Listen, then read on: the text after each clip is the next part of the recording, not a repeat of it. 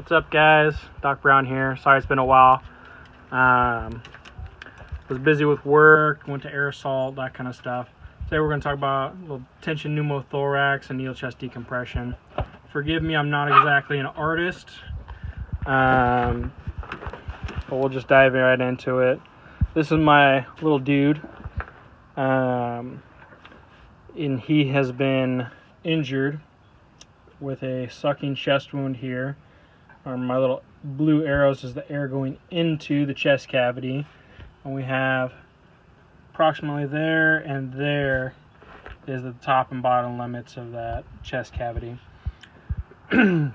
So with tension pneumothorax, how do you diagnose it? Well, the patient's going to be having trouble breathing. That's number one. You're going to have some tracheal deviation. So, I mean, that's not a very good drawing, so again, forgive me, but your trachea, so your windpipe, is going to shift towards one side or the other depending on which side is injured. That's a rather late sign of tension pneumothorax. Another sign is jugular vein distension, JVD. So think of your drill sergeant. These veins up here are popping in his neck. That's an example of JVD. You can get that from breathing harder, which you're going to have with this. So as we have the air coming into the chest cavity, it's going to push your lung over into your heart and into the other lung. With this being collapsed, it's going to make your heart work harder. Maggie, watch out. Sorry, the dog. It's going to make your heart work harder, and it's going to make this lung work harder. Now, with this particular little guy, because he was injured on the right side, and his left lung is working, there's only 2 lobes in the left lung. In the right, you have 3 lobes, top, middle, and bottom, whereas you just have top and bottom. I'll have to dive into why that is, and if you guys have any questions about that, but that's just kind of how the lungs sit. But like I said, everything shifts over because the air is coming into the body.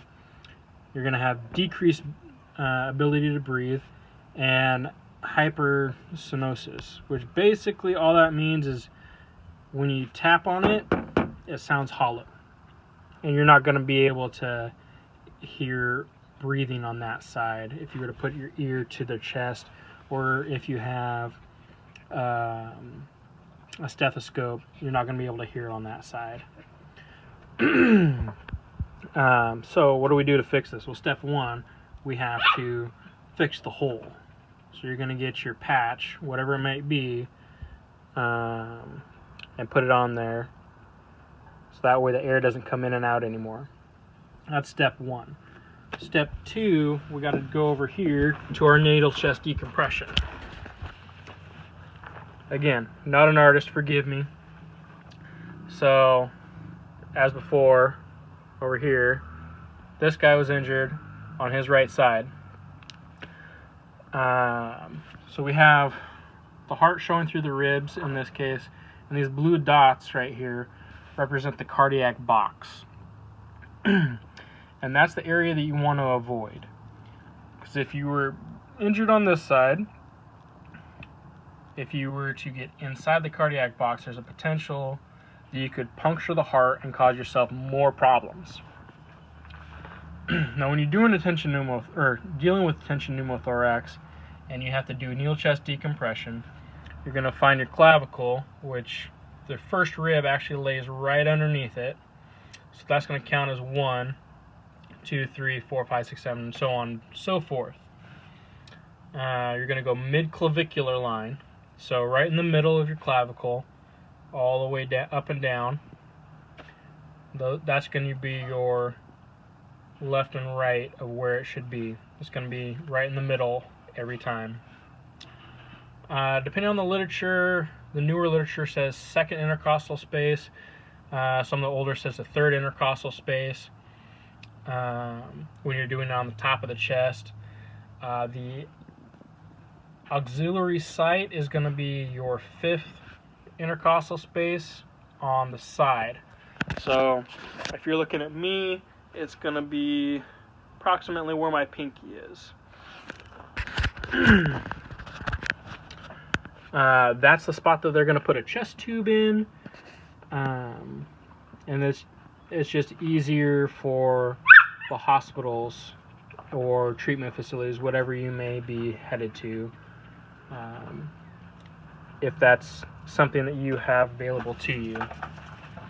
If you have a chest tube in, let me rephrase that. If you're a medic and you have a chest tube kit, and you know how to use it, go ahead and drop it in the mid-axillary line.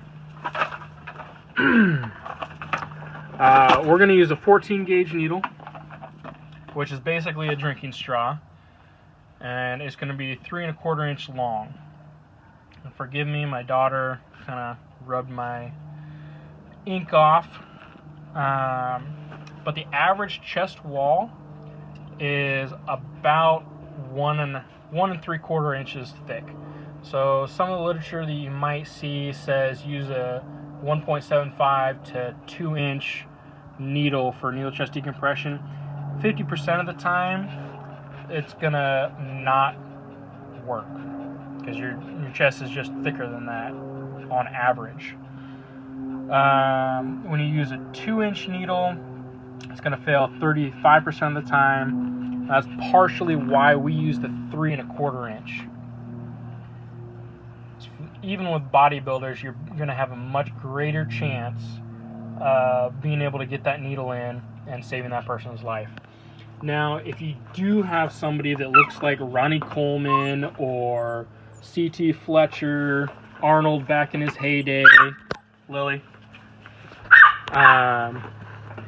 somebody just an absolute massive chest, it's better just to go to your mid-axillary line.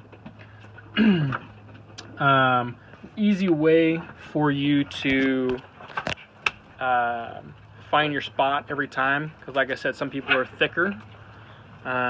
Take their thumb, so your patient's thumb, and put it on this little dip right here. And then let's say I'm injured on my left side, so you put the opposite hand up there, and then right where this first knuckle is, that's approximately the spot you're going to drop it. Now if you're putting it into the armpit, make a knife hand with their opposite hand, put it up in their armpit, and right below my pinky, about that pinky knuckle, that guy right there, that's where you're going to drop it. And that works the same way on the other side. Right there, and then knife hand right about there.